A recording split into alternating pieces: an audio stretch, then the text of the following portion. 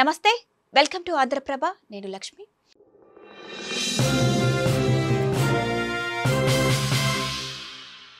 October నెల వచ్చేసింది. Rabi season మొదలైపోయింది. దీంతో రైతులు పంటల సాగు కోసం సిద్ధమవుతున్నారు.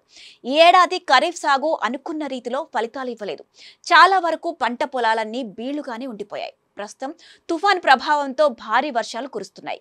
ఈ క్రమంలో ఇప్పటికే భూములన్నీ పదునయ్యాయి. దీంతో మొదటి వారంలోనే వ్యవసాయ పనులు మొదలుపెట్టేందుకు రైతులు సిద్ధమయ్యారు. ఈ నేపథ్యంలో రబీ సీజన్లో చేసే వ్యవసాయ పనులేంటో తెలుసుకోవడానికి ఈ వీడియోను చివరి వరకు చూసేయండి. అలాగే మీ స్నేహితులకు షేర్ చేయండి. ఇలాంటి అప్డేట్స్ కోసం మా ఛానల్ను సబ్స్క్రైబ్ చేసుకోండి. సాధారణంగా రబీ సీజన్లో వరి, పత్తితో పాటు గోధుమ, శనగ, మినుము, పెసర, కంది, ఉలవలతో పాటు జొన్న, మొక్కజొన్న, సోయా చిక్కుడు, సిరిధాన్యాలను పండిస్తారు. వీటితో పాటు కూరగాయలు, ఆకుకూరలను కూడా పండిస్తారు. ఈ పంటలన్నీ శీతాకాలంలో మొదలయ్యి వసంతకాలం వచ్చే సమయానికి చేతికి వస్తాయి. అందుకే ఈ పంటలను శీతాకాల పంటలు అని కూడా అంటారు.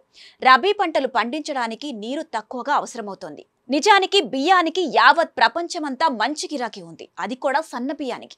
ఈ నేపథ్యంలో ఎంత పంటనైనా పండించి మంచి ధరలను పొందవచ్చు. సన్న బియ్యాన్ని ఎక్కువగా పండించడానికి ప్రభుత్వాలు ప్రోత్సాహకాలిచ్చి రైతులకు సపోర్ట్ చేయాలి. వర్షాకాలం మొదట్లో విత్తిన తక్కువ కాలం వరి రకాలు అక్టోబర్లో కోతకు వస్తాయి. కానీ రబీ పంటకు ఇప్పుడు నార్లు పోయడం అనుకూలం కాదు. చలికి పంట కాలం ఎక్కువ అవుతుంది. దీనివలన పంట దిగుబడి తగ్గే అవకాశం ఉంది. కాబట్టి వరికి బదులుగా ప్రత్యామ్నాయ పంటలు వేరుశెనగ, పొద్దుతిరుగుడు పండించి మంచి ఆదాయం పొందవచ్చు. పెసర, మినుము, శనగ సాగుకు అక్టోబర్ నెల చాలా అనుకూలం. అక్టోబర్ నెలలో చివరి 2 వారాల నుంచి నవంబర్ మొదటి 15 రోజుల్లో మొక్కజొన్న పంటను సాగు చేస్తే మంచి దిగుబడులు సాధించవచ్చు. అత్యధిక గింజ దిగుబడి కోసం ప్రైవేట్ హైబ్రిడ్లు బయో 9681, పైనీర్ 3580, NSH 12 వంటి రకాలను ఎంచుకోవాల్సి ఉంటుంది. తర్వాత జొన్న. వానాకాలం జొన్న కోతలు ఈ నెలలో ఎక్కువగా ఉంటాయి. జొన్నలు పండించడం తక్కువ కానీ వినియోగం ఎక్కువ.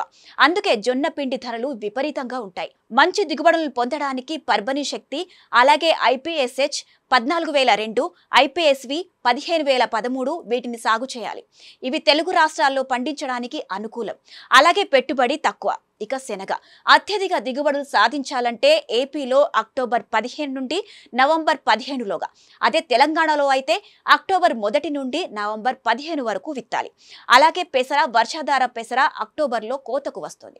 తెలంగాణలో యాసంగి పెసర పంటను సెప్టెంబర్ 15 నుండి అక్టోబర్ చివరి వరకు, ఏపీలో అక్టోబర్లో పెసర వేసి అత్యధిక దిగుబడులు పొందవచ్చు. ఇక మినుము. వర్షాకాలపు మినుము పంట కోతలు అక్టోబర్ నెలలో వస్తాయి. వీటి మార్కెట్ ధర మద్దతు ధర కంటే అధికంగా ఉన్నాయి. వీటి తరహాలోనే ఉలవలు, కుసుమ, సోయా చిక్కుడుతో పాటు గోధుమ, పత్తి పంటకు కూడా ఇదే మంచి సమయం. అదేవిధంగా రబీ సీజన్లో సిరిధాన్యాలను సాగు చేయవచ్చు. అయితే వీటికి నీటి ఆధారం ఉండాలి. రైతులకు మేలు జరిగే విధంగా ప్రభుత్వాల నిర్ణయాలు, ప్రోత్సాహకం ఉండాలి. ఎందుకంటే పంటల సాగుకు పెట్టుబడి ఖర్చులు, విత్తనాల ధరలు విపరీతంగా పెరిగిపోతున్నాయి. ఈ క్రమంలోనే రైతులకు ప్రభుత్వం సపోర్ట్ అవసరం.